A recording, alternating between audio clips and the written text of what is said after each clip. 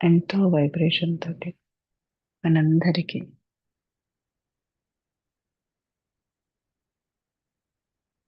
అందరినీ బ్రహ్మానంద స్థితిలోకి తీసుకువెళ్తోంది. పత్రిజీ శక్తి స్థల్లో కూర్చొని ధ్యానం చేస్తున్నాం మనందరం.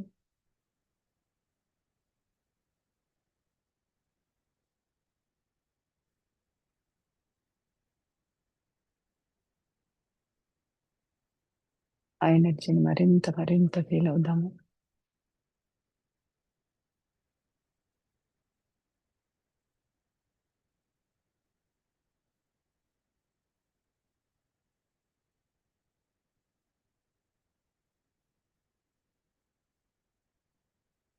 ఎంతో మంది హాస్టల్ మాస్టర్స్,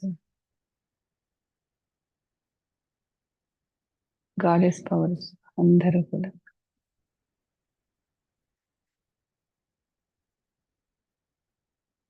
ఆ ప్రాంగణం అంతా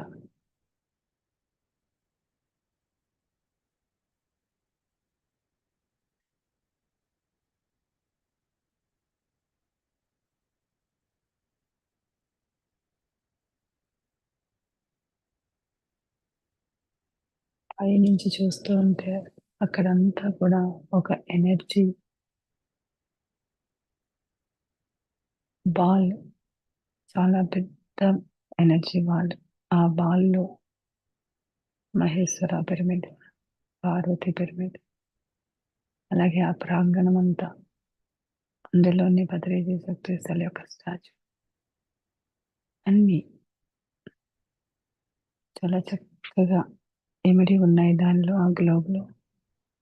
అక్కడి నుంచి ఆ వెలుగు, ఆ తెల్లని కాంతి అన్ని వైపులకి ప్రసరిస్తోంది. దేదీప్యమానంగా వెలిగిపోతున్నాయి అవన్నీ కూడా. అక్కడ వచ్చిన ధ్యానులందరూ కూడా జ్యోతి స్వరూపులుగా కనిపిస్తూ ఉన్నారు పై నుండి. ఆ ప్రాంగణంలో అడుగుపెట్టిన ప్రతి ఒక్క మాస్టరు లోపలికి వెళ్ళేసరికి ఒక జ్యోతిలాగా మారిపోయి ఎనర్జీని ప్రసరిస్తూ ఉన్నారు. మరింత మరింత వెలుగు.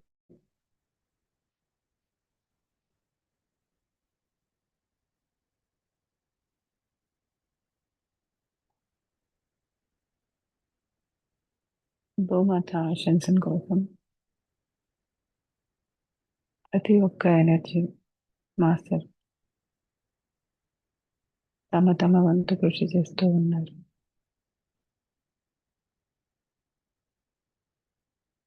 భూప్రపంచంపై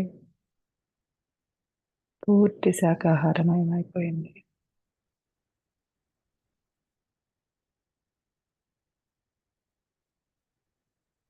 పూర్తిగా ఎంతో చక్కగా ఎక్కడ చూసినా పిరమిడ్లు,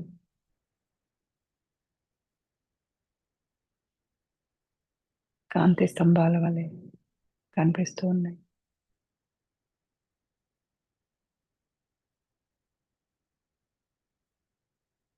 ప్రజలు అందరూ తమ తమ జీవన విధానంలో ధ్యానం కూడా ఎంతో అద్భుతమైనటువంటి కార్యక్రమాన్ని తెలుసుకొని ప్రతి ఒక్కరూ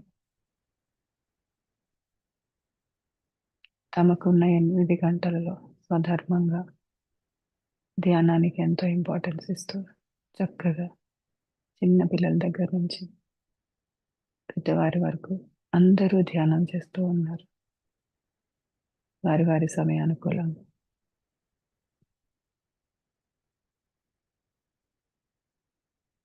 మాస్టర్స్ ఈ యొక్క విజువలైజేషన్తో మనం ఒక 2 నిమిషాలు చక్కగా గమనిద్దాం ఆ ఎనర్జీ అంతా కూడా.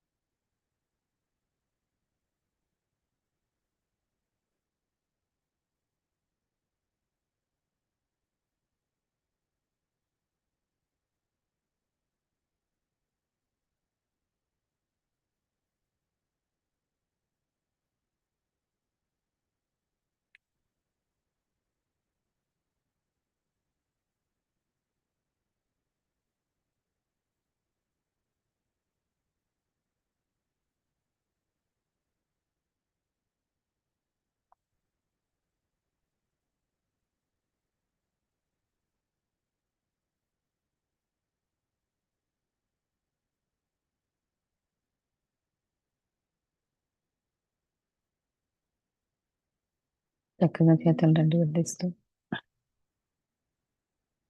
అలా మీద పెట్టుకుందాం. 5, 4, 3, 2, 1, 0. ఈ అద్భుతమైన ధ్యానానికి అలాగే చక్కని విజువలైజేషన్ చేసుకుందాం. ఈ యొక్క ప్రపంచానికి, ఈ ధ్యానానికి మనకి ఇంత అద్భుతమైన అవకాశం ఇచ్చిన బ్రహ్మర్షి పితామహ భద్రిజీ గారికి కృతజ్ఞతలు తెలుపుకుంటూ క్లాప్స్ కొడుతున్నాం. థ్యాంక్ యూ సో మచ్ అండి. జగన్నాథం గారు మాస్టర్ని ఇన్వైట్ చేస్తారా?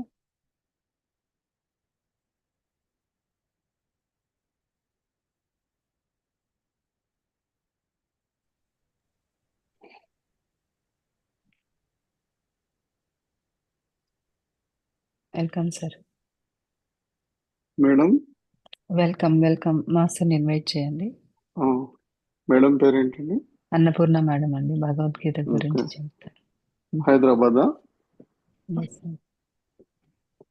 ఎక్కడి నుంచి madam? Mandapeta sir. Okay. Hi friends, welcome to the pyramid Patriji channel. Pyramid spiritual society movement వ్యవస్థాపకులు బ్రహ్మర్షి పితామహ పత్రిజీ గారికి స్వర్ణమాల పత్రియమ్మకు శతకోటి ఆత్మ ప్రణామాలు. మరియు pyramid spiritual society pyramid channel organisers అందరికి కూడా అభినందనలు తెలియజేసుకుంటూ ఈరోజు సెషన్కి అన్నపూర్ణ మేడంని సాదరంగా ఆహ్వానిస్తున్నాం. భగవద్గీత గురించి మనకి వివరించబోతున్నారు. Session is yours ma'am. Thank you ma'am. Thank you sir. Thank you. Welcome Annapurna garu. Thank you madam. Thank you. ఈ మేడం గురించి పార్టిసిపెంట్స్ అందరికి చెప్పాలి. పత్రిజీ ఎప్పుడు అనేవారు అనమాట, మేడంది రాజమండ్రి దగ్గర, మండపేట దగ్గర ఆత్రేయపురము, అండ్ మేడమే అక్కడ ఏంటి మేడం, రాజమండ్రి దగ్గర మండపేట. మండపేట. ఆ తర్వాత మేడం వాళ్ళే ఒక అక్కడ రిసార్ట్ ఉంది, అంతా ఉంది, అక్కడ ఎన్నో ధ్యాన కార్యక్రమాలు చేస్తూ ఉంటారు. సో మేడం చాలా అద్భుతంగా ఏది భగవద్గీత చెప్తారని ప్రతి ఒక్కరికి చెప్తుంటారు పత్రి గారు. కనుక మన దాంట్లో కనీసం కొన్ని నెలల నుంచి ప్లాన్ చేస్తున్న, వరుసగా 5 రోజులు మేడంతో పెట్టాలని, ఏదో ఒక కారణంతో కుదరలేదు, నాకు మేడంకు కుదరలేదు. కనుక ఇప్పుడైతే మరి మేడంకు నాకు కుదిరింది. అందరము ఈ 5 రోజులు అటెండ్ కావడమే కాదు, ఇంకా అందరినీ కూడా ఈ సెషన్లోకి ఇన్వైట్ చేయండి భగవద్గీత వినడానికి. Thank you so much and welcome for the session, madam. Session is yours. Thank you. Thank you so much, madam. ముందుగా బ్రహ్మర్షి పితామహ పత్రిజీ మనందరికీ అద్భుతమైన మార్గాన్ని అందించినందుకు ఆయనకి హృదయపూర్వకంగా కృతజ్ఞతలు తెలియజేస్తూ, మరి నిర్మలా మేడం ద్వారా ఈ Zoom session east America and Canada masters అందరూ ఈ జూమ్ సెషన్లో ఎంతో చక్కటి ధ్యానాన్ని, జ్ఞానాన్ని పొందుతున్నారు. ఆ మాస్టర్స్ అందరికీ కూడా నా హృదయపూర్వక నమస్కారాలు.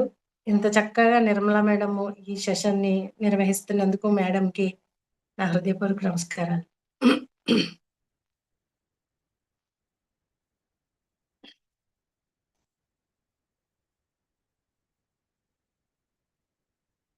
నా పేరు చెప్పారు కదండి, అన్నపూర్ణ.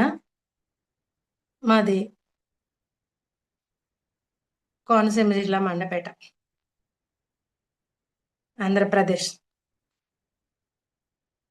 నేను కొంచెం పరిచయం చేసుకుంటాను నా గురించి. నేను 2006 నుంచి ఈ ధ్యానం చేస్తున్నాను. ఈ ధ్యాన మార్గంలోకి వచ్చాను 2006లో. ఆ తర్వాత నాకు 2007లో పత్రిజీ పరిచయం జరిగింది. అయితే పత్రిజీ పరిచయం జరగక ముందే 2007లో నేను పత్రిజీ పరిచయం జరగక ముందే నేను పత్రిజీది ఒక క్లాస్కి వెళ్ళడం జరిగింది. 1 సంవత్సరం పాటు ఆయన పరిచయం లేదు, నాకు నేనుగా ధ్యానం చేసుకున్నాను, ఇక ఎవరో మాస్టర్స్ ద్వారా అందుకుని. తర్వాత 2007లో నేను పత్రిజీ క్లాస్కి వెళ్ళి అక్కడ 2.5 hours మెడిటేషన్ చేయించారు సారు. ఆ మెడిటేషన్లో నేను ఎంతో ఆనందాన్ని పొందాను. నాకు తెలియని లోతులకు వెళ్ళడం జరిగింది. ఆ క్షణం నుంచి నేను కళ్ళు తెరిచిన వెంటనే నాకు నేనుగా నిర్ణయించుకున్నాను. చాలా ఆనందం కలిగింది. ఇది ప్రపంచికంగా సంపదలున్నాయి, అన్నీ చక్కగా ఉన్నా, అంతటి ఆనందము ప్రాపంచిక వస్తువుల ద్వారా పొందలేము అని నేను తెలుసుకున్నాను. ఆ రోజు నుంచి నేనైతే ఏదైతే ఆనందాన్ని పొందానో, ఆ ఆనందాన్ని అందరికీ పంచాలి అని ఆ రోజు నేను నిర్ణయించుకున్నాను. తర్వాత నాకు 2008లో పత్రిజీ పరిచయం జరిగిందండి. పత్రిజీ పరిచయం జరిగిన తర్వాత ఇంకా ఈ మార్గంలో ఇంకా జ్ఞానాన్ని పొందుతూ ముందుకి అడుగులు వేయడం జరిగింది. పత్రిజీ తరచూ మా ఇంటికి వస్తూ ఉండేవారు. ఈ జిల్లాకి ఎప్పుడు వచ్చినా మా ఇంటి దగ్గర స్టే చేయడం, ఇక్కడే ఉండడం, ఇక్కడి నుంచే ధ్యాన కార్యక్రమాలకి సార్‌ని మేము తీసుకెళ్ళడం. నా భర్త విజయభాస్కర్ రెడ్డి గారు, నేను. సార్ ఉన్న 2 రోజులున్నా, 3 రోజులున్నా మా పనులన్నీ పక్కన పెట్టేసి సార్ వెంటే మేము ఆ 2, 3 రోజులు తిరిగేవాళ్ళం. క్లాసులకి తీసుకెళ్ళడం, పిరమిడ్ ఓపెనింగ్‌లకి తీసుకెళ్ళడం అలాగా తిరిగేవాళ్ళమనమాటండి. అంత అద్భుతమైన ఆ గురువు యొక్క సాంగత్యం మాకు లభించడం మా పూర్వజన్మ సుకృతంగా భావిస్తున్నాను నేను. అలాగే నేను ధ్యాన పరిచయానికి ముందే శాకాహారిగా మారాను. మా అమ్మాయి సాహితీ ద్వారా. అయితే తర్వాత నా భర్త కూడా పత్రిజీ మొట్టమొదట మా ఇంటికి అడుగుపెట్టిన రోజే నా భర్త నేను శాకాహారిగా మారుతున్నాను అని చెప్పి పత్రిజీకి చెప్పడం జరిగింది. అలాగే తర్వాత మా బాబు కూడా శాకాహారిగా, అలాగే మా ఇంటికొచ్చిన కోడలు కూడా శాకాహారిగా, ఇలా మా కుటుంబం అంతా శాకాహార కుటుంబము, ధ్యాన కుటుంబంగా మారిపోయిందండి. మరి ఈ విధంగా నా ప్రయాణం, ఈ ధ్యాన ప్రయాణం సాగింది. అలాగే పత్రిజీ నన్ను భగవద్గీత చెప్పమని చెప్పారు. అంటే నాకు ధ్యానంలో వచ్చిన కొత్తల్లోనే భగవద్గీత శ్లోకాలు వినిపించేవండి ధ్యానం చేస్తుంటే. శ్లోకాలు వినిపిస్తూ ఉంటే నాకు అప్పుడు భగవద్గీత చదవాలని అనిపించింది. అప్పటినుంచి నేను భగవద్గీత చదవడం, ఈ క్లాసెస్ చెప్పడం, ఎప్పుడైనా చిన్న చిన్నగా చెప్పేదాన్ని క్లాసెస్.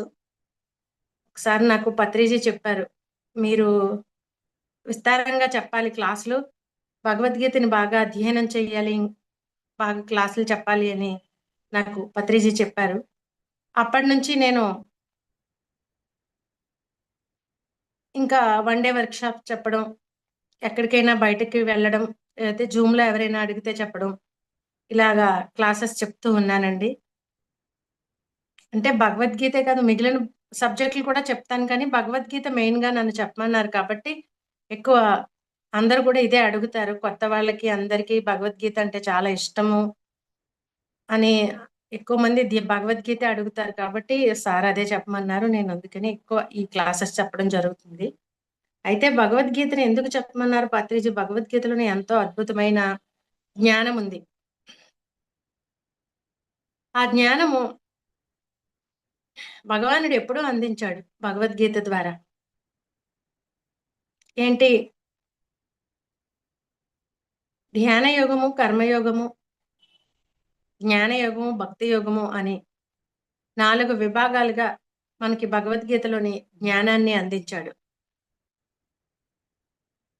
మరి ఈ సాక్షాత్తు భగవంతుడి యొక్క నోటి నుంచి వెలువడిన అద్భుతమైన జ్ఞానమే భగవద్గీత. ఇంక ఏ పుస్తకం కూడా సాక్షాత్తు అంటే ఋషులు వాళ్ళ యొక్క తడే ద్వారా, వాళ్ళ యొక్క తెలుసుకున్న జ్ఞానం ద్వారా రచించిన పుస్తకాలు ఇవన్నీ, మిగిలినవన్నీ కూడా. కానీ భగవద్గీత ఒక్కటి మాత్రం సాక్షాత్తు భగవానుడు నోటి నుంచి వెలువడినది భగవద్గీత. మరి అటువంటి అద్భుతమైన జ్ఞానం మనకి మనుషులకి పుట్టినరోజులు ఉంటాయి, కానీ పుస్తకాలకి ఏ పుస్తకానికి పుట్టినరోజు లేదు. ఒక్క భగవద్గీతకి మాత్రం పుట్టినరోజు ఉంది, గీతా జయంతి.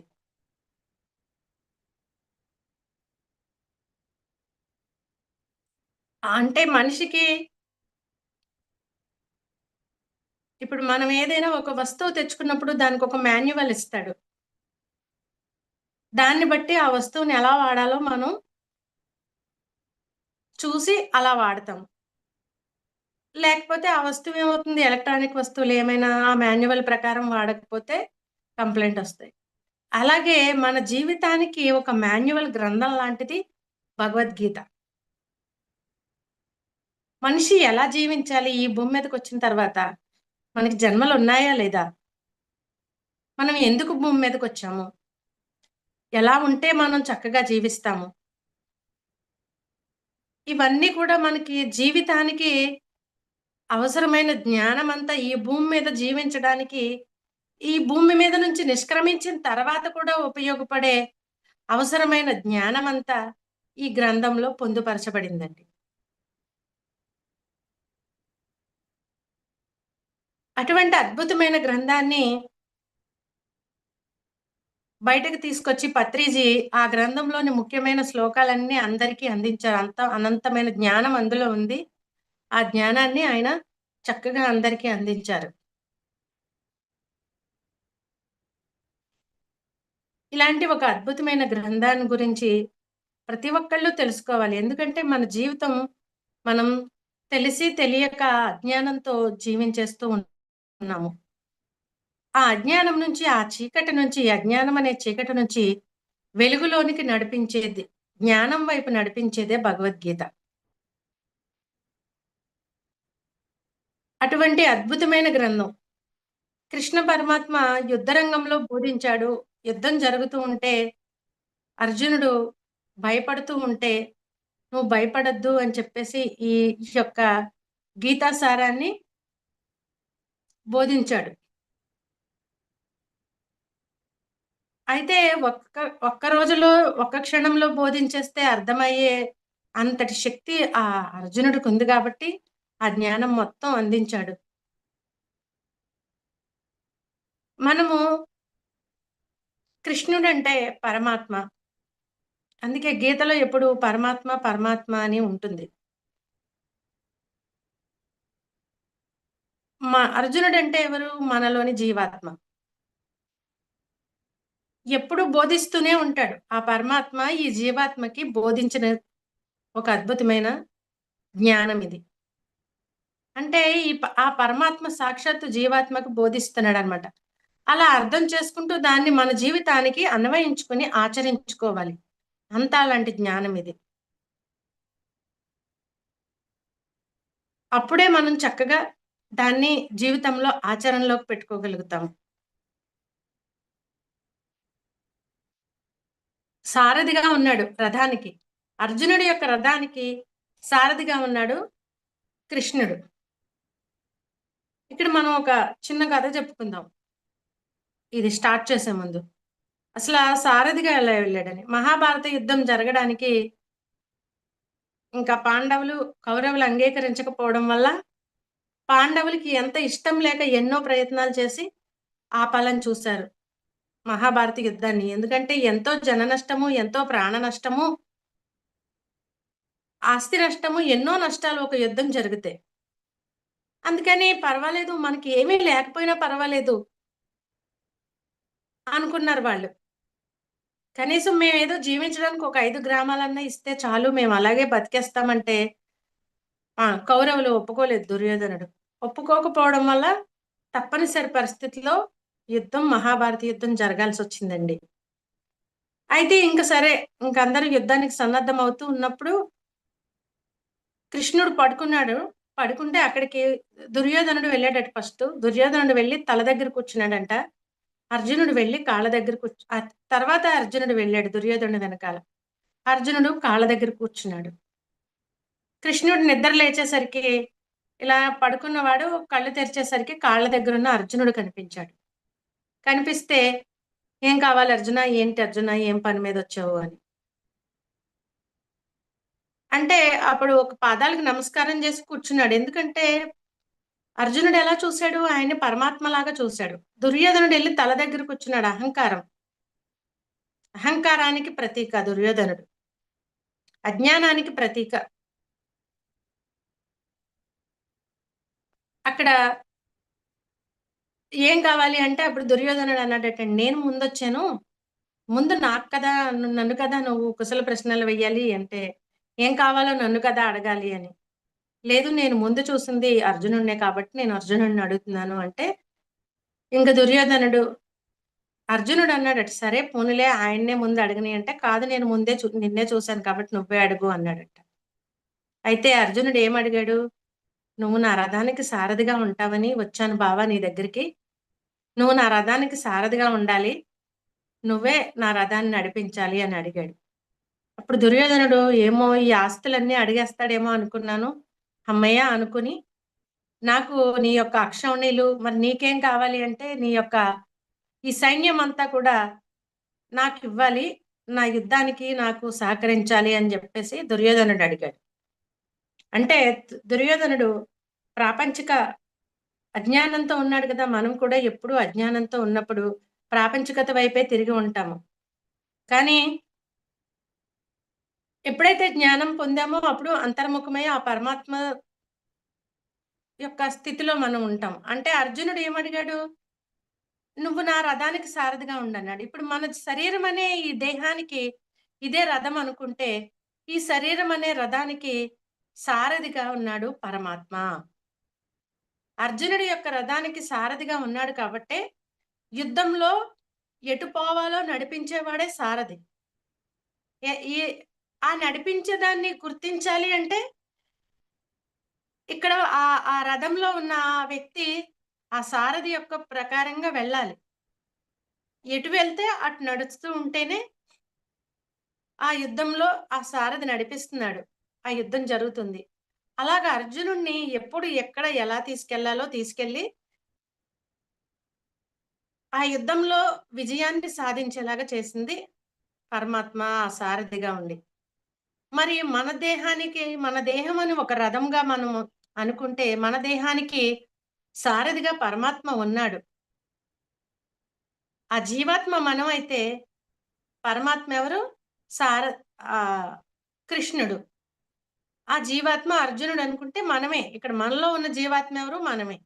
ఇప్పుడు మనలో ఉన్న ఆ జీవాత్మకి సారథిగా నడిపించడానికి సిద్ధంగా పరమాత్మ ఉన్నాడు ప్రతి ఒక్కరిలోనూ కూడా. అయితే మనం తెలుసుకోనంతసేపు, దుర్యోధనుడిలాగా ఉన్నంతసేపు అజ్ఞానంతో బాహ్యంలోనే చూస్తూ, బాహ్యాన్నే వెతుకుతూ, అదే జీవితంలో దుఃఖాలతో జీవిస్తూ ఉంటాము. ఎప్పుడైతే మనలో పరమాత్మ ఉన్నాడని తెలుసుకున్నామో, అప్పుడు ఆ పరమాత్మ సారథ్యంలో మన జీవితాన్ని ముందుకు సాగించినప్పుడు, మనం ఆ దుఃఖాల నుంచి బయటికి వస్తాము. ఇది భగవద్గీత. మనల్ని దుఃఖాల నుంచి బయటకు తీసుకొచ్చి, అజ్ఞానం అనే చీకటి నుంచి బయటకు తీసుకొచ్చి, జ్ఞానం అనే వెలుగులు నింపి, మన లోపల జ్ఞాన జ్యోతిని ప్రకాశింప చేసేది ఈ యొక్క అద్భుతమైన గ్రంథం. మరి దీన్ని మనం ఆత్మ సంయమ యోగం 6వ అధ్యాయం ధ్యాన యోగం. ఆత్మ సంయమన యోగం అంటే మన ఆత్మతో మనం కలవడం అన్నమాట, సంయమనం చెందడం. ఆ యొక్క ఆత్మ సంయమన యోగం అంటే ధ్యాన యోగం. మనం ఫస్ట్ ఆ ధ్యాన యోగం గురించే తెలుసుకుందామండి. అసలు ధ్యానం గురించి భగవద్గీత ఏం చెప్పింది, భగవానుడు ఏం చెప్పాడు అని మనం తెలుసుకుందాం. యం సన్యాసమితి ప్రాహుః యోగంతం విద్ధి పాండవ నహ్య సన్యస్త సంకల్పో యోగో భవతి దుఃఖః యోగో భవతి కచ్చన.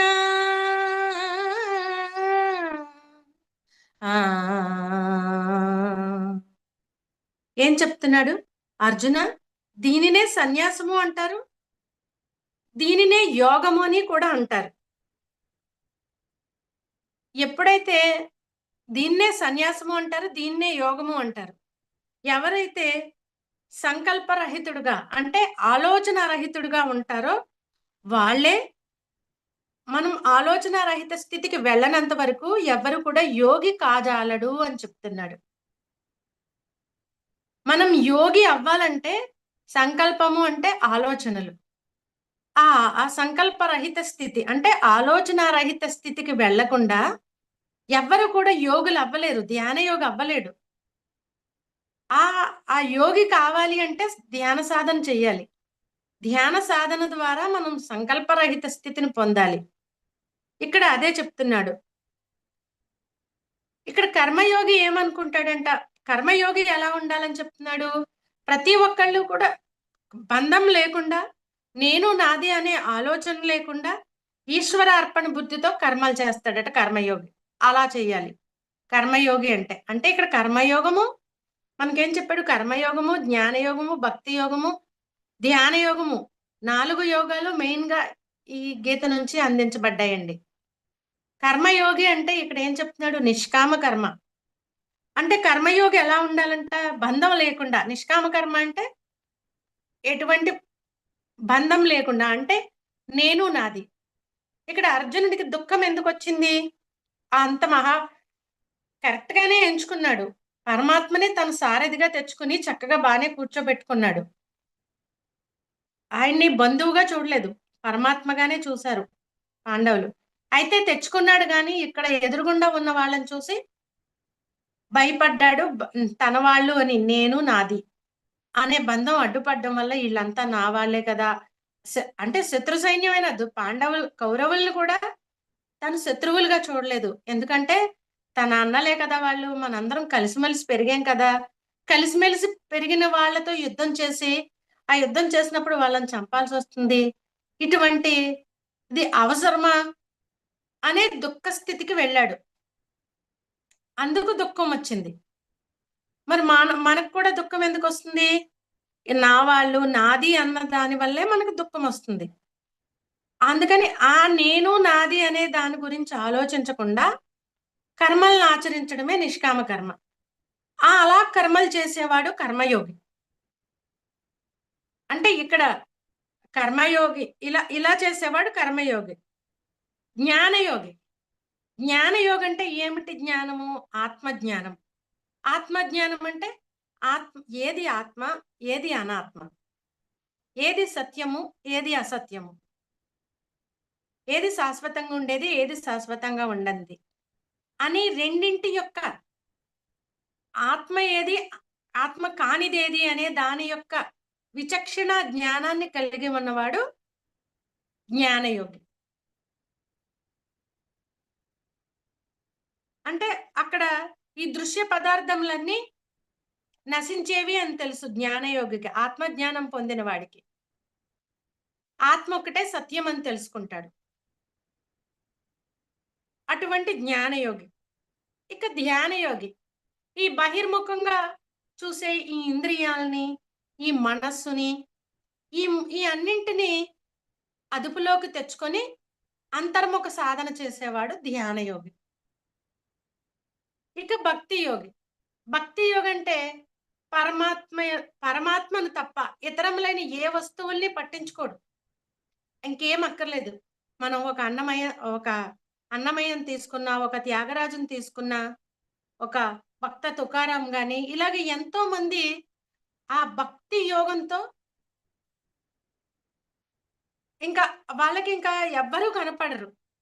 కేవలం వాళ్ళు ఏ దేవుణ్ణి అయితే నమ్ముకున్నారో ఆ యొక్క స్థితిలోనే ఉంటారు.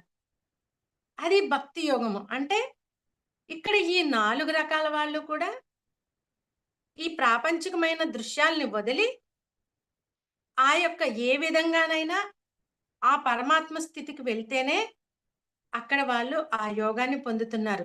అందుకని ఇక్కడ సన్యాసము అంటే ధ్యాన యోగము. ఈ యోగము ఈ ఈ ఈ ఏదైనా కానీ ఈ బాహ్యాన్ని వదిలి మనం అంతర్ముఖమైతేనే మనకి యోగం అనేది లభిస్తుంది అంటే ఈ ఆలోచనలు, ఈ బాహ్యానికి సంబంధించిన ఆలోచనల్ని వదిలిపెడితేనే మనము అంతర్ముఖం అవ్వగలుగుతాము.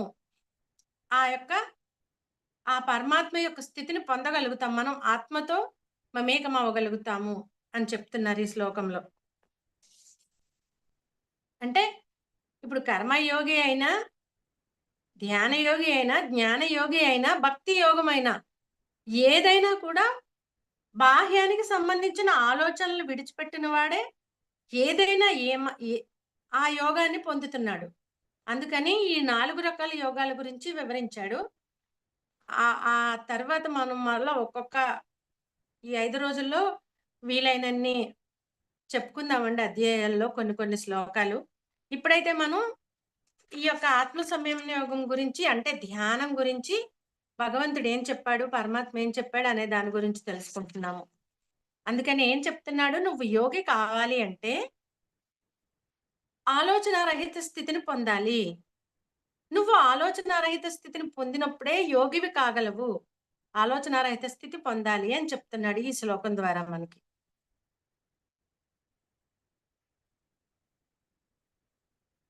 ఇంకొక శ్లోకం చూద్దామండి. ఉద్ధరేదాత్మనాత్మానం ఆత్మావసాదయేత్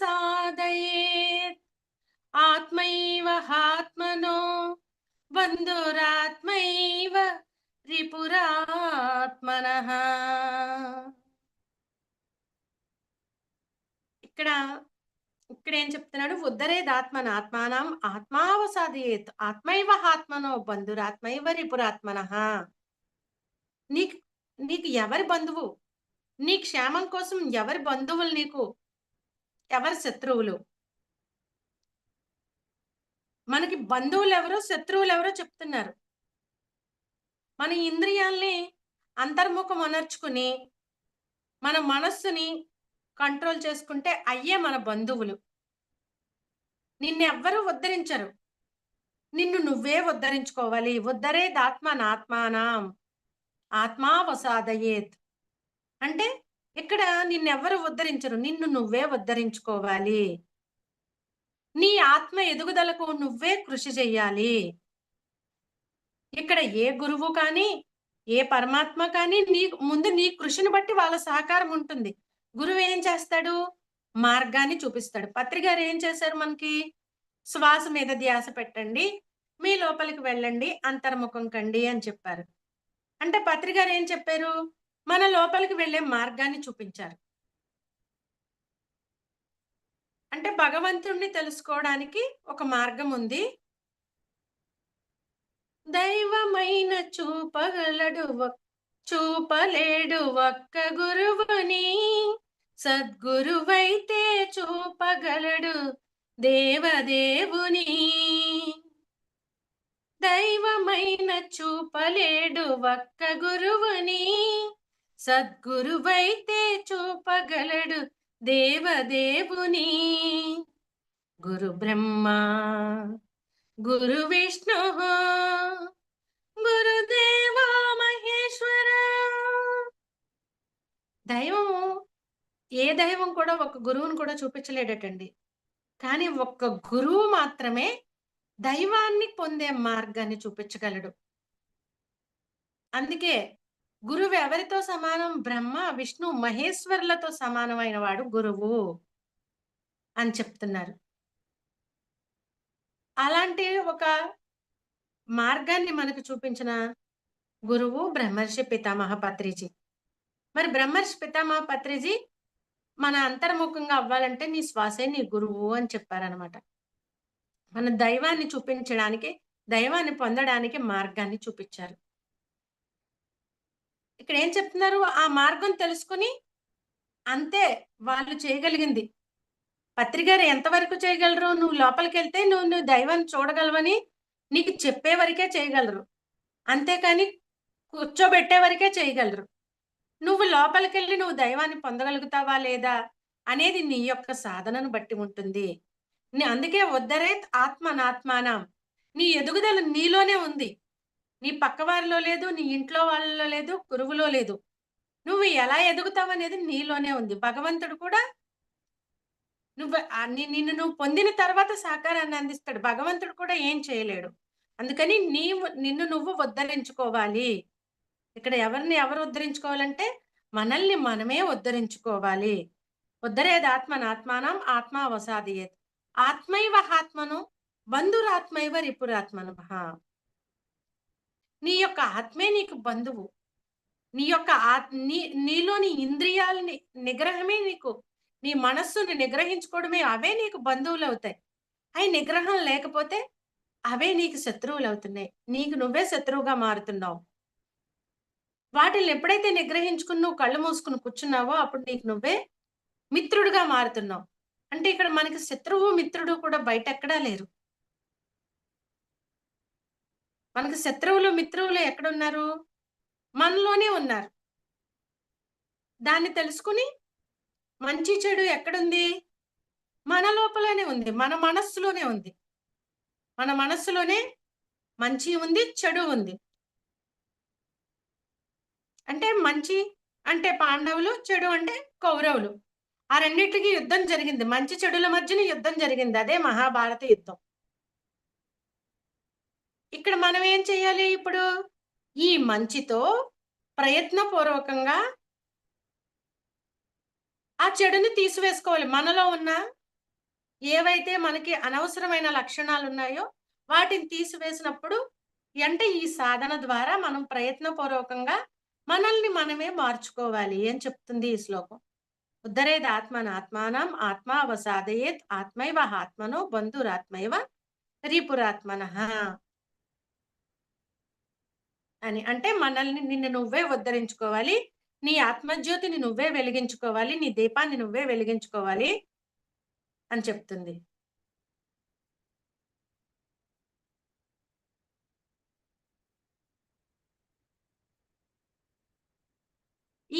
ఈ సాధన కోసం ఏం చేయాలో ఇంకొక శ్లోకంలో చెప్తున్నాడండి. సమంకాయ శిరోగ్రీవం ధారయన్న చలం స్థిరః సంప్రేక్ష నాసికాగ్రం స్వం దిశాచ నవలోకయన్. సమంకాయ శిరోగ్రీవం ధారయన్న చలం స్థిరః సంప్రేక్ష నాసికాగ్రం స్వం దిశాచ నవలోకయన్. అంటే నీ యొక్క శిరస్సుని, నీ యొక్క శరీరాన్ని, కంఠాన్ని, శిరస్సుని అంటే ఈ అన్నిటిని స్థిరంగా నిలిపి. ఇక్కడ పత్రిగారు ఏం చెప్పారంటే శరీరము అంటే కర్మలు, కర్మణే.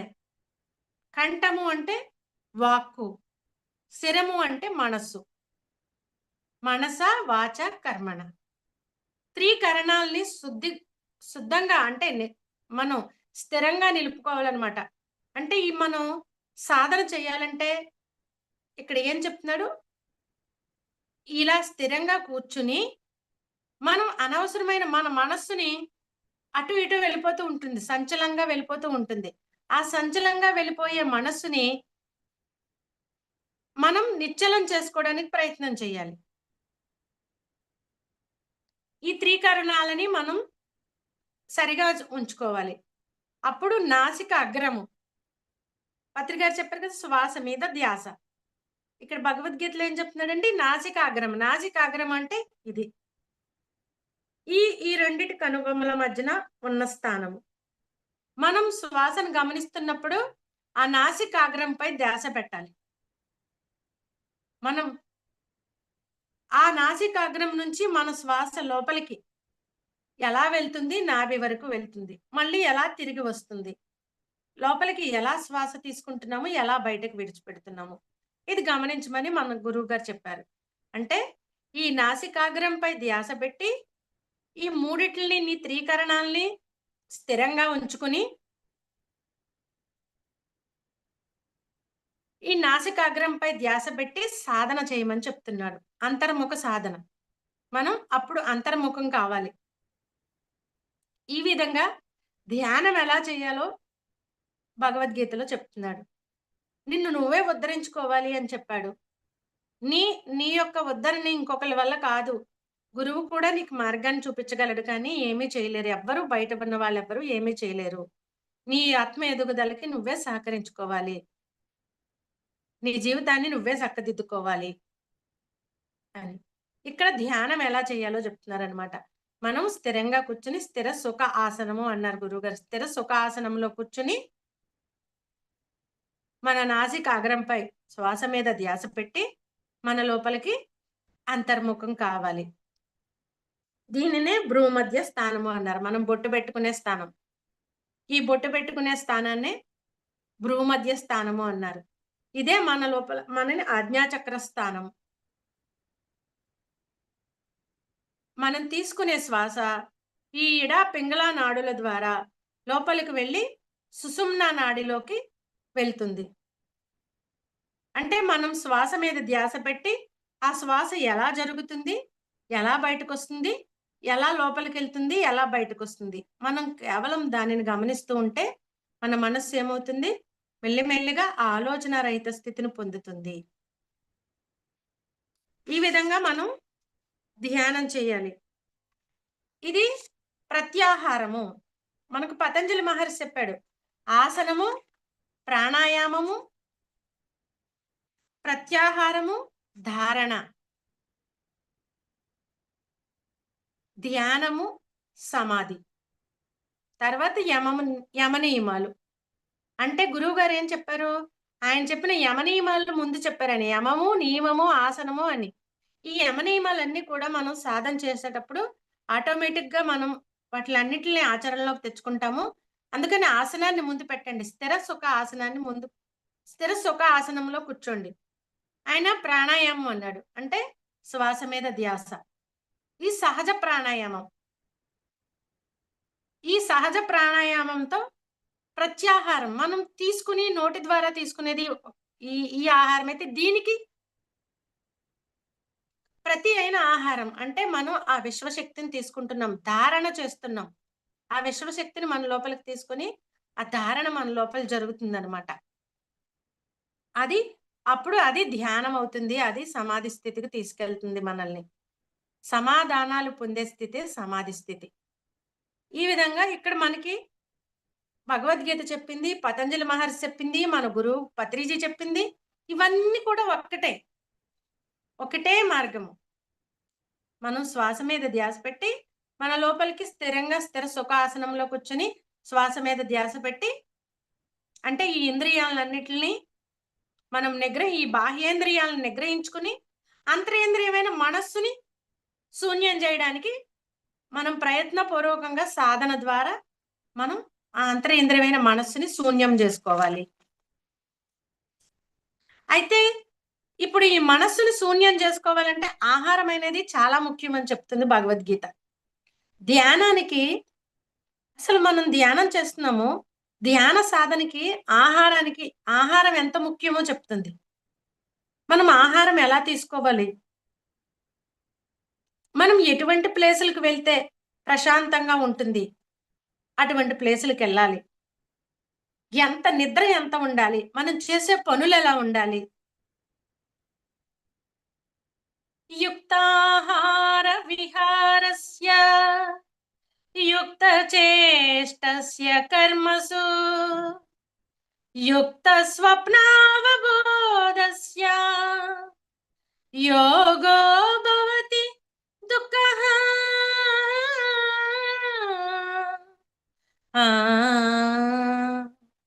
యుక్తాహార విహారస్య యుక్త చేష్టస్య కర్మసు యుక్త స్వప్నావబోధస్య యోగో భవతి దుఃఖః. మన ఆహారం ఎలా ఉండాలో చెప్తున్నాడు. మనం ధ్యానం చేస్తున్నాము, గురువుగారు ధ్యానం చేయమన్నారు, ధ్యానం చేస్తున్నాము. ధ్యానం చేసేటప్పుడు ఈ సాధన మనకి బాగా కుదరాలి, మనం సాధనలో ఆ యొక్క లోతైన స్థితులకు వెళ్ళాలి అంటే ఇక్కడ ఇవన్నీ చాలా ముఖ్యం. ఆహారం అనేది చాలా ముఖ్యం. ఎలాంటి ఆహారం తీసుకోవాలో చెప్తున్నాడు. యుక్తమైన ఆహారం, సాత్వికమైన ఆహారం, శాకాహారం. శాకాహారంలో కూడా సాత్వికమైన ఆహారాన్ని తీసుకోవాలని చెప్తున్నాడు. ఎంత అవసరమో అంతే తినాలి. మన దేహానికి మనం ఎంత కావాలో మన శరీరం చెప్తుంది మనకండి, మనకి ఇండికేషన్ ఇస్తుంది. మనం తింటూ ఉన్నప్పుడు, ఆహారం తింటూ ఉన్నప్పుడు దానికి సరిపోతుందని చెప్తుంది. అయితే మనం శరీరం యొక్క దానిని గమనించుకోవాలి. మన శరీరం ఏం చెప్తుందో గమనించుకుని దానికి ఎంత అవసరమో అంతే ఆహారాన్ని ఇవ్వాలి. కానీ మనస్సు అంటుంది చాలా టేస్టీగా ఉంది కదా! ఇంకొంచెం వేద్దాం అంటుంది. శరీరం చాలంటుంది. మనస్సేమో ఇంకొంచెం వేద్దాం అంటుంది టేస్ట్‌గా ఉంటే. అయితే మనం అక్కడ దానిని గమనించుకుని మనకి ఎంత అవసరమో అంత ఆహారం తీసుకోవాలి. మిత ఆహారము. ఆ మితాహారం తీసుకోవాలి. అలాగే యుక్తాహార విహారస్య. మనం విహరించే ప్లేస్‌లు ఎలా ఉండాలి? మన సాధన బాగా కుదరాలంటే చెప్తున్నాడండి. మనం తీసుకునే ఆహారం ఎలా ఉండాలి? ఇక్కడ మనకు ముందు చక్కగా నిన్ను నువ్వే ఉద్ధరించుకోవాలని చెప్పారు. మళ్ళీ మనం ధ్యానంలో ఎలా కూర్చోవాలో చెప్పారు. ఇక్కడేం చెప్తున్నారు? మనం ఆహారం ఎలా తీసుకోవాలి ధ్యాన సాధనకి? మితమైన, సాత్వికమైన ఆహారాన్ని తీసుకోవాలి. మన విహారం ఎలా ఉండాలి? మనం విహరించే ప్లేస్‌లు ఎలా ఉండాలి? చక్కగా మనస్సుకు ప్రశాంతతనిచ్చే ప్లేసులకు వెళ్ళాలి. అందుకే పత్రి గారు నదీ తీరాలకి, ప్రకృతిలో అడవుల్లోకి ట్రెక్కింగ్‌లకి తీసుకెళ్లడం, నదీ తీర ప్రాంతాల్లో ధ్యానాలు చేయించడం, పిరమిడ్‌లు కట్టించడం ఇవన్నీ ఎందుకు చేశారు? ఆ మనసుకి ఆహ్లాదాన్ని కలిగించే ప్రదేశాలు. మరి పెద్ద పెద్ద మెగా పిరమిడ్‌లన్నీ ఎక్కడో తీసుకెళ్ళి ఊరికి 5 కిలోమీటర్ల లోపలికి, 10 కిలోమీటర్ల లోపలికి తీసుకెళ్ళి ఎందుకు కట్టించారంటే ప్రశాంతంగా ఉండాలి. ఆ పిరమిడ్ యొక్క ఆ వాతావరణంలో మనం సాధన బాగా ఉండాలి. అందుకని మన మనసుకి ప్రశాంతతనిచ్చే ప్లేసులకి మనం విహరించడానికి ఎళ్ళమని చెప్తున్నారు. మనం ఎక్కడికి వెళ్ళినా, ఎక్కడ విహరించినా అక్కడ మన మనసుకు ఆహ్లాదాన్ని కలిగించాలి. అటువంటి ప్రదేశాలకి మనం ఎక్కువగా ఇంపార్టెన్స్ ఇచ్చి వెళ్తూ ఉంటే మనకింకా సాధన చాలా బాగా కుదురుతుంది. యుక్తాహార విహారస్య యుక్త చేష్టస్య కర్మసు. అంటే మన చేష్టలు, మన యొక్క పనులు ఎలా ఉండాలి అంటే సరి అయిన కర్మల్ని చేయాలి. అంటే మనం ఏది చేస్తే మన మనస్సుకి హాయినిస్తుందో, ఏ పని చేస్తే మనం ప్రశాంతంగా ఉంటామో ఆ పనులు చేయమని చెప్తున్నాడు. సరి అయిన కర్మలు. ఇంకా సరి అయిన నిద్ర. ఎంత అవసరమో అంతే నిద్రపోవాలి. సరి అయిన జ్ఞానం. అవబోధస్య, యుక్త అవబోధస్య. సరి అయిన జ్ఞానాన్ని పొందాలి. మనకి అవసరమైన జ్ఞానము ఏదంటే మన ఆత్మకు సంబంధించిన మనకి ఏది ఉపయోగపడుతుందో అటువంటి జ్ఞానాన్ని అవతలి వ్యక్తుల నుంచి మనం వినడానికి సిద్ధపడాలి. అది సరియైన జ్ఞానము. అంటే మన ఆత్మ ఎదుగుదలకి ఉపయోగపడే జ్ఞానమే సరియైన జ్ఞానము. అందుకని అటువంటి జ్ఞానాన్ని మనం తీసుకోవాలి. ఇలా ఉంటే ఆ యోగికి ఈ విధంగా సాధన చేస్తే ఆ యోగికి దుఃఖం అనేదే ఉండదు అని చెప్తున్నాడు. ఈ విధంగా గనక మన ధ్యాన సాధనలో మనల్ని మనం మార్చుకుంటూ ఉండాలి. మితాహారం తీసుకోవాలి, సాత్వికమైన ఆహారం తీసుకోవాలి, శాకాహారము, సాత్వికమైన ఆహారము. శాకాహారంతో పాటు మన ఆహారంలో వెల్లుల్లిని కూడా విడిచిపెట్టేస్తే అది మన మనస్సుని చాలా డిస్టర్బ్ చేస్తుందండి వెల్లుల్లి. ఎందుకంటే మనకు తెలియదు. ఆ వెల్లుల్లి నేను మొదట్లో మానలేదు. శాకాహారిగా మారాను నేను. కానీ తర్వాత నా బాడీ రియాక్ట్ అవ్వడం మొదలుపెట్టింది. అంటే యాక్సెప్ట్ చేయట్లేదు. ఏదో డిస్టర్బెన్స్ వెల్లుల్లి తింటే. అప్పుడు మానేసాననమాట. మానేసిన తర్వాత మనసుకి ఇంకా ప్రశాంతత పెరిగింది. ఇంకా సాధన బాగా కుదురుతుంది. ఆ గార్లిక్‌ని వదిలేసినప్పుడు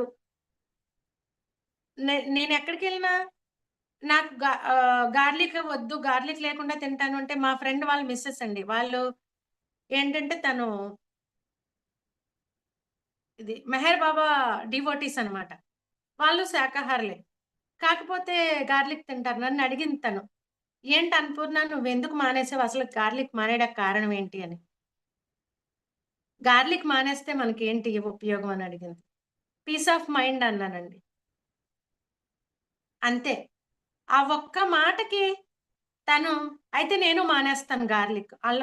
ఆల్రెడీ వెజిటేరియన్స్. నేను గార్లిక్ మానేస్తాను ఈ రోజు నుంచే. అది పెద్ద ఏముంది? ఆ రోజంటే నేను ఎక్కడికో వైజాగ్‌లో ఉంటానండి. నేనక్కడ ఫంక్షన్‌కెళ్ళాను. ఫంక్షన్‌కెళ్తే నేను ఫంక్షన్‌లో భోజనం తినను. అందుకని తనకి ఫోను చేశాననమాట. మణి నాకు మీ ఇంట్లో వంట చేసేయి నేను భోజనానికొస్తాను అని చెప్పి. అయితే నాకు గార్లిక్ లేకుండా చెయ్యాలి అన్నాను. అంటే సరే అని చెప్పి నాకు అలా చేసింది. అయితే అయి తిని తను వండిందే కానీ తను తిని, "అబ్బా! అసలు లేదనే ఇదే నాకు తెలియలేదు. ఎంత టేస్టీగా ఉంది అన్నపూర్ణ" అని చెప్పి, "నువ్వెందుకు మానేసావు? ఎందుకు తినకూడదు?" అంటే నేను పీస్ ఆఫ్ మైండ్ అన్నాను. అనేసరికి అయితే ఇంక నేను కూడా ఇంట్లో గార్లిక్ వేయను, ఏటిల్లోనూను వదిలేస్తాను ఈసారి నుంచి. "నువ్వెప్పుడొచ్చినా గానీ నువ్వు మా ఇంటికే రా భోజనానికి" అని చెప్పి చెప్పిందనమాట. అంటే ఇక్కడ మన సాధన బాగా కుదరాలి అంటే ధ్యాన సాధన, దానిని కూడా విడిచిపెట్టడానికి మనం ప్రయత్నం చెయ్యాలి. అప్పుడే ఇంకా ఇంకా మనం ప్రశాంతతని పొందుతాం. ఇంకా ధ్యానంలో లోతులకు వెళ్ళగలుగుతాము. అందుకని ఆహారం అనేది చాలా ముఖ్యమైనది. అలాగే మనం విహరించే ప్లేసులు కూడా చాలా ముఖ్యమైనవి. ఎప్పుడు హాయిగా మనసుకు ఆహ్లాదాన్నిచ్చే ప్లేసులకెళ్ళడం వల్ల మనకి ఏ డిస్టర్బెన్స్ కలగదు. మనసు ఇంకా హాయిగా ఉంటుంది. మనం ఇంటికొచ్చి సాధన చేసినా, అక్కడే వెళ్ళిన ప్లేస్‌లో కూర్చొని సాధన చేసినా చాలా ఎనర్జిటిక్‌గా, చాలా అద్భుతంగా ఉంటుంది. ప్రకృతిలో ఆ వనాల మధ్యలో ఆ యొక్క ఎనర్జీలో ధ్యానం చేస్తూ ఉంటాము. ఇలాగ ఇవన్నీ కూడా. అలాగే యుక్త చేష్టస్య కర్మసు. ఎప్పుడు కూడా మనం ఈ త్రికరణాలతో మనసా వాచా కర్మణ త్రికరణ శుద్ధిగా మనం చేసే కర్మల్ని ఏయి చేస్తే మనం మనసుకు ఆహ్లాదంగా ఉంటుందో అటువంటి పనుల్ని మనం చేయాలని చెప్తున్నాడు. అలాగే సరియైన నిద్ర. ఎంత అవసరమో మనకి అంతే నిద్రపోవాలి. అతి నిద్ర వద్దు. అలాగే మనం పొందే జ్ఞానము. మన ఆత్మకి, మన మనస్సుకి ఏది ప్రశాంతతనిస్తుందో, మనం ఎవరి మాటలు వింటే మనకు ప్రశాంతంగా ఉన్నాయి. ఎవరి మాటలు వింటే డిస్టర్బ్ అవుతున్నాం.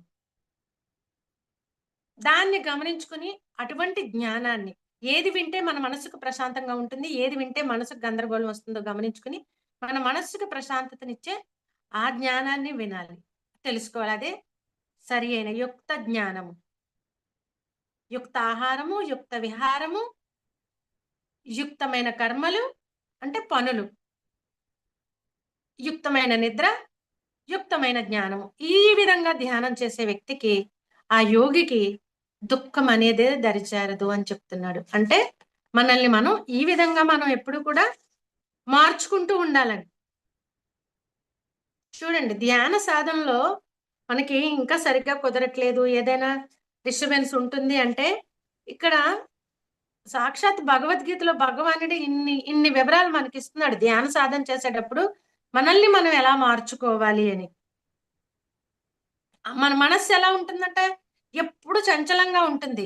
ఆ చంచలమైన మనస్సుని మనం నిశ్చలంగా మార్చుకోవాలి. యదా దీపో నివాతస్థో నేంగతే సోపమా స్మృతా యోగినో యత చిత్తస్య యుంజతే యోగమాత్మనః. ఎలా ఉంటుందట, ఒక యోగి యొక్క మనస్సు ఎలా ఉంటుందో చెప్తున్నాడండి.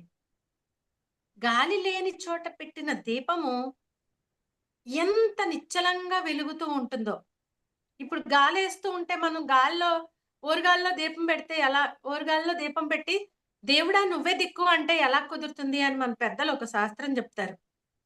అంటే విపరీతంగా గాలి వీస్తుంది. ఆ ఓరుగా వీచే గాలిలో మనమే ఒక దీపం పట్టుకెళ్ళి ఆ దీపాన్ని వెలిగించి అక్కడ పెడితే అది ఉంటుందా? గాలికి రెపరెపలాడుతూ ఉంటుంది. ఎక్కడైతే గాలి తగలకుండా దానిపైన ఒక చిమ్నీ పెట్టి, లేకపోతే లోపలికి తీసుకొచ్చి ఎక్కడ గాలి తగలకుండా ఉందో ఆ ప్రదేశంలో పెడితే అది నిశ్చలంగా అలా ఎలుగుతూ ఉంటుంది. ఒక యోగి యొక్క మనస్సు అలా ఉంటుందంట నిశ్చలంగా. గాలి లేని చోట పెట్టిన దీపము వలె యోగి యొక్క మనస్సు నిశ్చలంగా ఉంటుంది. అందుకని మనం ఈ ఈ సాధనల ద్వారా, మన ధ్యాన సాధనల ద్వారా మనకి ఇవన్నీ మార్చుకోవడం ద్వారా మన మనస్సుని మనం ఏం చేయాలండి, నిశ్చలంగా మార్చుకోవడానికి. మనకి అందరూ కోరుకునేదేంటి, మనస్సుని ప్రశాంతంగా ఉండాలి. ఏంటో చికాగ్గా ఉంది. ప్రతి ఒక్కళ్ళు ప్రశాంతతనే కోరుకుంటారు. ప్రశాంతతను కోరుకోని వాళ్ళు ఎవరుంటారండి? కదా! ఈరోజు అందరికీ కరువైందే ప్రశాంతత. మనం మరి ఆ ప్రశాంతంగా ఉండాలంటే ఈ విధంగా మనల్ని మార్చుకోవాలి. మార్చుకున్నప్పుడు మన మనస్సు ఎలా ఉంటుంది? ప్రశాంతంగా ఉంటుంది. ఆ ప్రశాంత స్థితిని మనం పొందుతాము. ఇక్కడ ఏం చెప్తున్నాడు పరమాత్మ? అంతటా నేనే ఉన్నాను. సర్వభూతస్తమాత్మానం సర్వభూతాని చాత్మని ఈక్షతే యోగయుక్తాత్మా సర్వత్ర సమదర్శినః.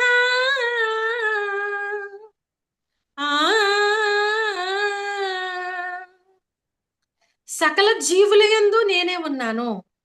ఇంకా మనల్ని మనం ఇంకా ఏ విధంగా మార్చుకోవాలో చెప్తుంది అనమాట ఈ ధ్యాన యోగం, ఆత్మ సంయమన యోగం. పరమాత్మ ఎక్కడున్నాడు? సర్వభూతస్తమాత్మానం, సకల జీవుల యందు నేనే ఆత్మరూపంలో ఉన్నాను. ఎవరైతే తనలోని ఆత్మని తెలుసుకున్నారో సకల జీవులలోని తనను, సకల జీవుల యందు సకల జీవులలోని తనను చూసుకుంటాడట ఒక యోగి. ఒక యోగి ఎలా ఉంటాడంట? తనలో ఏదైతే ఆత్మ పదార్థం ఉందో అంతటా అదే ఉంది, అన్ని జీవులలోనూ అదే ఉంది, సకల జీవుల్లోనూ నేనే ఉన్నాను. ఆ సకల జీవులలోని ఉన్న దర్శిస్తాడట ఒక యోగి.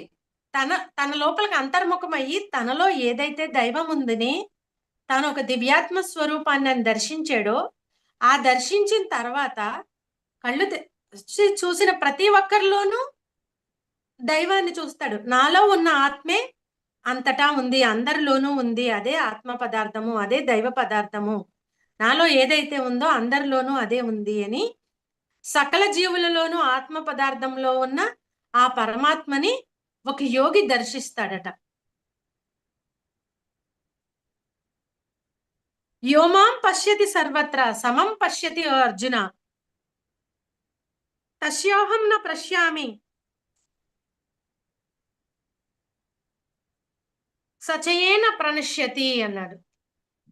యోమాం పశ్యతి సర్వత్ర అంటే చూస్తాడు, పశ్యతి చూస్తున్నాడు, సర్వత్ర సకల జీవులలోనూ తనలో ఉన్న ఆత్మ పదార్థాన్ని సకల జీవులలోనూ చూస్తున్నాడు.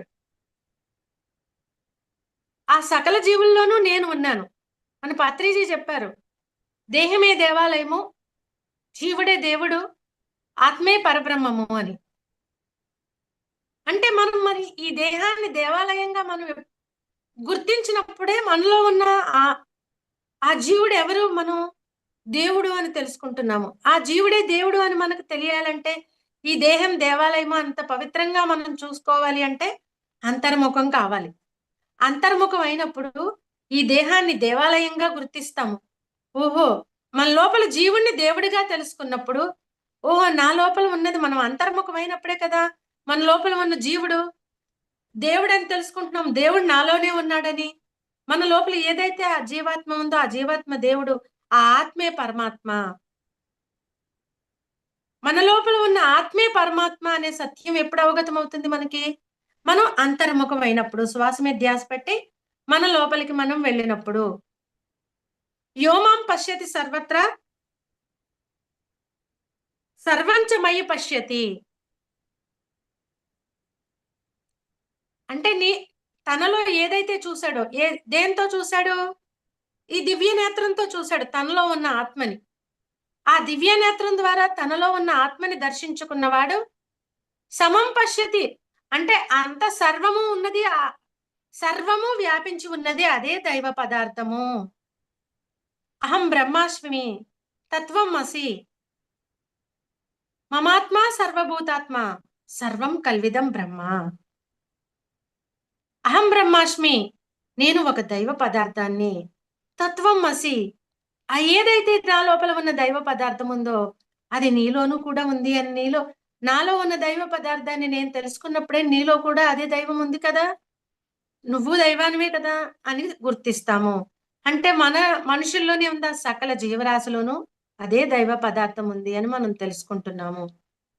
మమాత్మ సర్వభూతాత్మ, నాలో ఏదైతే ఆత్మ ఉందో సర్వము అదే వ్యాపించి ఉంది. సర్వభూతస్తమాత్మానం సర్వభూతాని చాత్మని అన్నాడు. సకల జీవుల్లోనూ నేను ఆత్మ రూపంలో ఉన్నాను. అది ఎవరు తెలుసుకుంటారు అంటే తనలో ఒక నన్ను చూసిన వాడే అందరిలోనూ నన్ను చూడగలుగుతాడు. అంటే తనలో ఒక పరమాత్మని దర్శించిన వాడే అందరిలోనూ ఆ పరమాత్మని దర్శించగలుగుతాడు. తనని ఎప్పుడైతే పరమాత్మగా చూసుకున్నాడో ఆ మూడో నేత్రం ద్వారా అప్పుడు అందరిలో ఉన్న ఆ పరమాత్మని చూడగలుగుతాడు.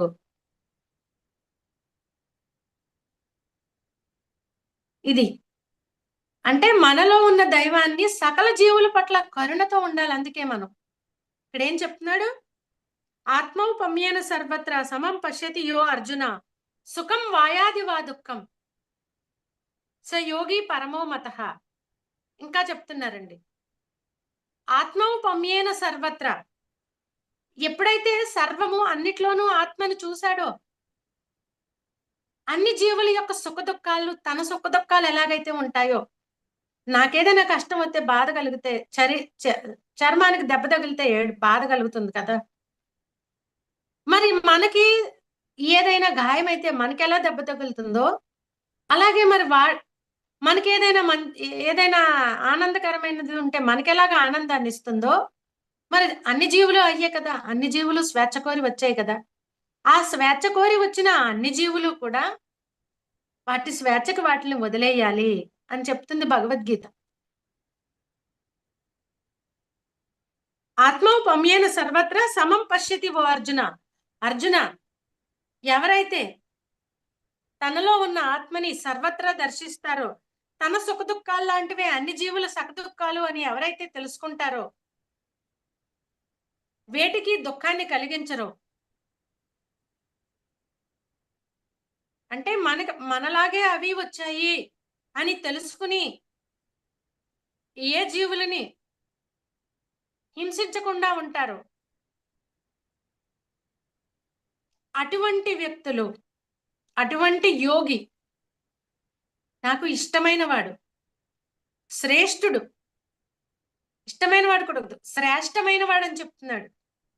అందరిలోకి శ్రేష్టమైన వాడట, చాలా గొప్పవాడు.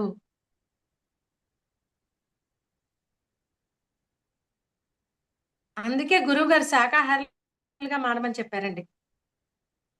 శాకాహారం యొక్క విశిష్టతని అంతగా బోధించారు. నువ్వు ధ్యానం చెయ్యకపోతే నీకే నష్టం, కానీ ఒక జీవిని తినడం వల్ల ఎదుటి జీవిని దుఃఖ పెడుతున్నావు, అంటే దాని యొక్క ఆత్మ ఎదుగుదలకు అడ్డుపడుతున్నావు. నీ ఆత్మ ఎదుగుదల నీ ఇష్టం, నువ్వు ఎదుగుతావా లేకపోతే ఎక్కడితో ఆగిపోయి మళ్ళీ వెళ్ళిపోయి ఇంకో జన్మ తీసుకుంటావు, అది నీ ఇష్టం. కానీ ఇంకొకళ్ళకి అడ్డుపడే హక్కు నీకు లేదు అని చెప్పారు పత్రి గారు. ఒక జీవికి ప్రాణం పోసే శక్తి లేని మనకు ఒక జీవిని చంపే హక్కు లేదు, ఎందుకంటే ప్రాణం పోసే శక్తి మనకు లేదు కాబట్టి ఒక జీవిని చంపే హక్కు కూడా నీకు లేదు. ఇక్కడ భగవద్గీత కూడా ఏం చెప్తుందండి? అన్ని జీవులలోనూ ఆత్మని దర్శిస్తావు. నువ్వు ఎప్పుడైతే నీలో ఆత్మని, నీలో నన్ను దర్శించావో, నీలో ఉన్న దైవాన్ని నువ్వు దర్శించగలిగావో, నువ్వు అన్ని జీవులలో ఉన్న దైవాన్ని దర్శించగలుగుతావు. అప్పుడు అన్ని జీవుల పట్ల, అందరి పట్ల కరుణతో ఉండగలుగుతావు. వాటి యొక్క సుఖదుఖాల్ని నీ సుఖదుఖాలుగా భావిస్తావు. అటువంటి యోగే శ్రేష్టమైన వాడు అని చెప్తుంది భగవద్గీత. సమస్త జీవుల యొక్క సుఖాల్ని దుఃఖాల్ని తన సుఖ దుఃఖాలుగా భావించేవాడే శ్రేష్టమైన యోగి అని చెప్తుంది. అయితే అర్జునుడు అంటున్నాడండి, నాకు ఈ మనస్సుని నిగ్రహించడం చాలా కష్టం కదా కృష్ణ అని చెప్తున్నాడు. అంటే అప్పుడు మళ్ళీ చెప్తున్నాడు, అసంశయం మహాబాహో మనో దుర్నిగ్రహం చలం అభ్యాసేన తు కౌంతేయ వైరాగ్యేన చ గృహ్యతే అని కృష్ణుడు చెప్తున్నాడు. ఏం చెప్తున్నాడు? నిజమే అర్జున, ఈ మనస్సుని నిశ్చలంగా నిలపడం చాలా కష్టం, కానీ అసాధ్యమైతే కాదు. మనస్సును నిశ్చలంగా నిలపడం కష్టమైనదే కానీ సాధ్యం కానిదంటూ ఏమీ లేదు. సాధనమును పనులు సమకూరు ధరలోన అని చెప్తున్నాడు. వైరాగ్యము అభ్యాసం. వైరాగ్యం అంటే విరక్తి కాదు అని గురువు గారు చెప్పారు. అంటే మనం ధ్యానం చేసినప్పుడు వైభోగంలో ఉంటామన్నారు. వైరాగ్యము అంటే దేనిని వదలాలో దానిని వదలడమే వైరాగ్యం. అనవసరమైన మాటల్ని వదలాలి, అనవసరమైన పనుల్ని వదలాలి, అనవసరమైన చేష్టల్ని వదలాలి. మనం తెలుసు ముందు శ్లోకంలో చెప్పాడు కదా, సరి అయిన ఆహారము, సరి అయిన విహారము, సరి అయిన పనులు, సరి అయిన నిద్ర, సరి అయిన జ్ఞానము అన్నాడు. అంటే ఇక్కడ అనవసరమైన అన్నిటిని మనం వదిలిపెట్టాలి. ఎప్పుడైతే అనవసరమైన వాటిని వదిలిపెట్టి సరి అయిన వాటిని పట్టుకున్నామో, వైరాగ్యం అంటే ఏంటి? దేనిని విడిచిపెట్టాలో దానిని విడిచిపెట్టడము. అభ్యాసము సాధన. సాధన ద్వారా మాత్రమే మనస్సుని నిశ్చలంగా నిలుపుకోగలుగుతాం. కొంచెం కష్టమే కానీ అసాధ్యమైతే కాదు అని చెప్తున్నాడు అనమాట. మనస్సుని నిశ్చలంగా నిలపడానికి మనం ప్రయత్నపూర్వకంగా ఈ సమయానికి నేను ధ్యానం చేయాలి, ఈ టైంకి నేను ధ్యానం టైం అయింది. మనకి చక్కగా చూడండి, మీరందరూ నా టైం పెట్టుకున్నారు. ఆ టైంకి చక్కగా లేచి ధ్యానం చేసుకుని కొంతసేపు క్లాస్ విని అప్పుడు దినచర్యను మొదలు పెట్టుకుంటున్నారు. అంటే ఈ విధంగా మనం సాధన అనేది ప్రతిరోజు ఇదే టైంకి ధ్యానం చేస్తున్నాము, ఇదే టైంకి సత్సంగం చేసుకుంటున్నాము. చూడండి, ధ్యానంతో సత్సంగంతో మొదలైన మన ఈ రోజు ఎంత అద్భుతంగా ఉంటుంది. ప్రతిరోజు అద్భుతంగానే ఉంటుంది ధ్యానంతో సత్సంగంతో మొదలైతే. ఆ రోజంతా మనం హ్యాపీగా ఉంటాం.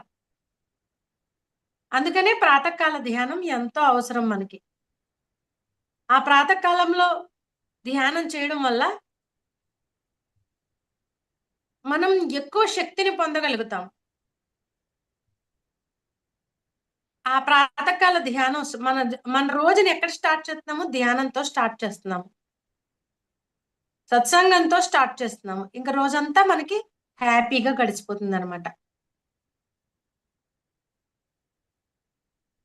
అందుకని మన మనస్సుని నిశ్చలంగా ఉంచుకోవడం, శూన్యం చేయడం అనేది కొంచెం టైం తీసుకునేదే కానీ అసాధ్యమైతే కాదు.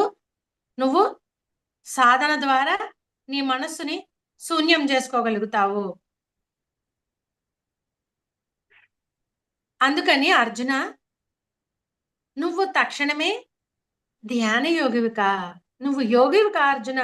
యోగికి ఇన్ని గొప్ప లక్షణాలు ఉన్నాయి. ఒక యోగి అయితే నువ్వు ఇంత హాయిగా ఉంటావు. అందుకని నీలో ఇప్పుడు ఈ దుఃఖం ఉంది కదా, ఈ దుఃఖం పోవాలంటే నువ్వు నేను నాది అని వీళ్ళందరితో నేను ఎలా పోరాడాలి అనుకుంటున్నావు కదా, ఈ పోరాటం నువ్వు పోరాడాలి అంటే నీ మనస్సు నిశ్చలం అవ్వాలి. అంటే మన జీవనం ఇక్కడ ఏంటంటే మన జీవితమే ఒక పోరాటం అయిపోయింది. మనం ఈ భూమి మీద జీవించడమే. ఈ జీవితాన్ని మనం నిశ్చలంగా జీవించాలి. మన యొక్క ఈ జన్మని చక్కగా హాయిగా జీవించాలి, నిశ్చలంగా జీవించాలి. ఈ భూమి మీద ఎలా మనం జీవించడానికి, అందుకే దీనిని జీవన గీత అన్నారండి భగవద్గీతని. ఆ యొక్క చక్కగా జీవితాన్ని జీవించడానికి ఉపయోగపడేది ఈ భగవద్గీత. ఏం చెప్తున్నాడు? తపస్విభ్యోధికో యోగి జ్ఞానిభ్యోపి మతోధికః కర్మిభ్యశ్చ అధికో యోగి తస్మాత్ యోగి భవార్జున. తస్మాత్ యోగి భవార్జున. నువ్వు తక్షణమే యోగివికా అర్జున. నువ్వు ఇప్పుడే ధ్యానం చేయి, ధ్యాన యోగివికా. నువ్వు తక్షణమే ధ్యాన యోగివికా. ఈ జ్ఞానాన్ని, ఆత్మజ్ఞానాన్ని పొందు. నువ్వు లోపలికి నువ్వు వెళ్ళు, అంతర్ముఖం అవ్వు. అప్పుడు నీ మనస్సుని శూన్యం చేసుకుంటే, నువ్వు ఆత్మజ్ఞానాన్ని పొందితే నీకు సమస్త జ్ఞానము అర్థమవుతుంది. ఈ భూమి మీదకి మనం ఎందుకు వచ్చాము, ఏం చేయడానికి వచ్చాము, దేనికోసం వచ్చాము, ఆ జ్ఞానం అంతా కూడా ఆత్మజ్ఞానమే. ఆ జ్ఞానాన్ని మనం పొందాలంటే తక్షణమే ధ్యానం చేయమని చెప్తున్నాడు. అంటే తపస్సులు చేసేవాడి కన్నా శరీరాన్ని టైం అయిపోయినట్టుందండి. ఇంకొక 5 మినిట్స్‌లో ఇది క్లోజ్ చేసేస్తాను. తపస్వి బియోధిక యోగి అంటే తన యొక్క అదే ఆహారం, నిరాహార సాధనలు చేసే వాళ్ళుంటారు. శరీరాన్ని కష్టపెట్టుకొని సాధనలు చేసేవాళ్ళనమాట. అటువంటి వారికన్నా జ్ఞానిప్యోపి మతోధిక అంటే ఇప్పుడు ఈ ఈ మత గ్రంథాలు, ఈ పుస్తకాలు ఎంతో ఎన్నో మనకు అద్భుతమైన గ్రంథాలున్నాయి. ఎన్నో అద్భుతమైన పుస్తకాలున్నాయి. కేవలం పుస్తక పరిజ్ఞానం సరిపోదంటున్నాడు. అనుభవ జ్ఞానం ఉంటేనే ఆత్మజ్ఞానం వస్తుంది. ఆత్మజ్ఞానాన్ని మనం పొందాలంటే అనుభవ జ్ఞానం కావాలి. అంటే ఆత్మ అనుభవ జ్ఞానమే అసలైన జ్ఞానం అని చెప్తున్నాడు. కేవలం పుస్తక జ్ఞానం సరిపోదు. ఆత్మ అనుభవంతో పొందిన పుస్తక జ్ఞానం చాలా అద్భుతం. పుస్తక జ్ఞానం కావాలి. కానీ ముందు మనం ధ్యానానికి ముందు చదివిన పుస్తకం ధ్యానం చేసి చదివితే మనకి ఇంకోలాగా అర్థమవుతుంది. అప్పుడు దానిలో ఉన్న అసలైన అంతరార్థం అర్థమవుతుంది. మనం ఇదే భగవద్గీతని ధ్యానం చేయకుండా చదివితే ఒకలాగా అర్థమవుతుంది. ధ్యానం చేసిన తర్వాత చదివితేనే ఇందులో ఉన్న అసలైన జ్ఞానం అర్థమవుతుంది. అందుకని ఎప్పుడు చదవాలి పుస్తకాలు? స్వాధ్యాయం చేయాలి. ఎప్పుడు చేయాలి? ధ్యానం చేసిన తర్వాత ఈ మహా గ్రంథాలన్నిటిని మనం చదివితే అందులో ఉన్న అద్భుతమైన ఆ అంతరార్థాలు, ఆ జ్ఞానము మనం అర్థం చేసుకోగలుగుతాం. అందుకని మామూలుగా పుస్తక పరిజ్ఞానం కలిగిన ఆ జ్ఞాని కన్నా కర్మిభ్యాచ అధికో యోగి అగ్నిహోత్రాది కర్మలు అంటే ఈ పూజలు, ఈ హోమాలు, జపాలు, తపాలు ఇవి చేసే వారికన్నా యోగి అధిక శ్రేష్ఠుడు. అందుకని నువ్వు తక్షణమే ధ్యాన యోగివి కా మిత్రమా. అర్జున, నువ్వు ముందు ధ్యాన యోగిగా నీ లోపలికెళ్ళు, అంతర్ముఖమవ్వు, ఇంద్రియ నిగ్రహం చెయ్యి, నీ లోపలికెళ్ళి నువ్వు అంతర్ముఖం కా అని చెప్తున్నాడు. ఎప్పుడైతే అంతర్ముఖ సాధన చేశామో అప్పుడే మన మనస్సు ప్రశాంత స్థితిని పొందుతుంది. మనము అందరిలోకి ఎన్నిసార్లు చెప్పినా చూడండి, యోగి శ్రేష్ఠుడు, యోగి శ్రేష్ఠుడు అన్నాడు. ఏ యోగి అయితే సకల జీవుల్లోనూ తనలో ఆత్మను చూసుకున్నవాడు, సకల జీవుల్లోనూ ఉన్న ఆత్మ తన సుఖ దుఃఖాలు, వాటి సుఖ దుఃఖాలు ఒకటే అనుకున్నాడు. అటువంటి యోగి శ్రేష్ఠుడు. ఇక్కడేం చెప్పాడు? వీళ్ళందరికన్నా శరీరాన్ని శుష్కింపజేసుకుంటూ సాధనలు చేసుకునే వాళ్ళకన్నా నాకు అన్నీ తెలుసు, నేను ఎన్నో గ్రంథాలు చదివాను అనే ఊరికే మాటలతో చెప్పేవారికన్నా, నేనన్ని రోజు ఇన్ని వ్రతాలు చేస్తాను, ఇన్ని పూజలు చేస్తాను, ఇన్ని నోములు నోసాను అనే వారికన్నా యోగి అధిక శ్రేష్ఠుడు. ధ్యానం చేసి అంతర్ముఖ సాధన పొందినవాడు, తనను తాను తెలుసుకున్నవాడే అధిక శ్రేష్ఠుడు అని చెప్తుంది భగవద్గీత. ఇది నేను చాలా తక్కువ శ్లోకాలు తీసుకున్నానండి. ఎందుకంటే మనకున్న 5 రోజుల టైంలో మనం అన్నీ చెప్పుకోవాలి కాబట్టి. థ్యాంక్ యూ అమ్మా. థ్యాంక్ యూ సో మచ్ అండి. నా పేరు గాయత్రి, న్యూయార్క్ నుంచి. థ్యాంక్ యూ చా మాస్టర్స్ అందరికీ కూడా. చాలా చాలా అద్భుతంగా ఉంది. అసలు ఇట్స్ అమేజింగ్. మీ వాయిస్ కూడా ఎంతో స్వీట్‌గా ఉంది. చక్కగా, తీయగా, థ్యాంక్ యూ మేడం. కోకిలమ్మ పాడినట్టుగా ఉంది. థ్యాంక్ యూ అండి. అలాగే భగవద్గీతలో ఉన్నటువంటి మన మాన్యువల్ మనం తెలుసుకొని మన జీవన విధానాన్ని కొనసాగిస్తే అది చాలా అద్భుతంగా ఉంటుంది అనేది యాక్చువల్‌గా మనం ఈ ఏజ్‌లో చెప్పుకుంటున్నామంటే ఇది చాలా అశోచనీయము.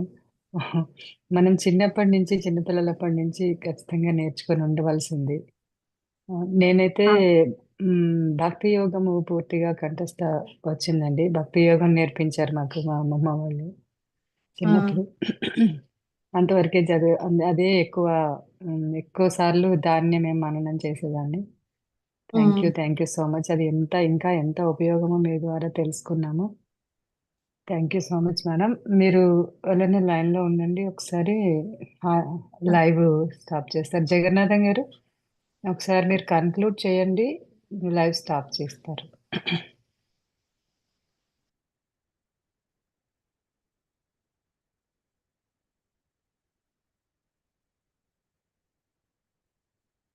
మ్యూట్‌లో ఉన్నారు సార్ మీరు. నైస్. చాలా అద్భుతంగా మాకు భగవద్గీత శ్లోకాలని శ్రావ్యమైన గొంతుతో నీట్గా చక్కగా మంచిగా బాగా ఎక్స్ప్లెయిన్ చేశారు మేడం. థ్యాంక్ యూ చాలా సార్. హ్యాపీగా దాని యొక్క అర్థాలన్నీ కూడా మొత్తం నీట్గా తెలుసుకున్నాం. చాలా ఎగ్జాంపుల్స్ తో దాన్ని వివరించారు.